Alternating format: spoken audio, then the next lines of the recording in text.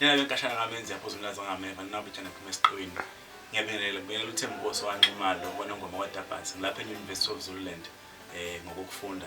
Sithi asedlulise ukuxolisa okukhulu kumaciko, sidlulisa ukuxolisa okukhulu kubathanda umculo wamaskandi, sidlulisa ukuxolisa okukhulu kubaphathi silamisene nabo kanjalo nawo ijudeni. Siyacela bafethu nisixolele kakhulu ngokudlula ngomcimbi kusukela ngomhla ka-10 kuya ngomhla ka-31. Kube nezingqinamba-ke esibhekane nazo esingeke sakwazi ukuyidalula kodwa ezenza ukuthi sigcine sesiwumuka umcimbi from umhla ka-31 umhla ka-10 uya kumhla ka-31.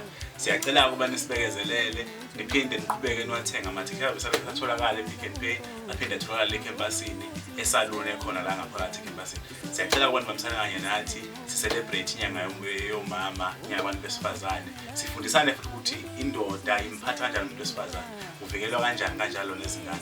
Amandla Maskandi Festival. Ngiyathokoza.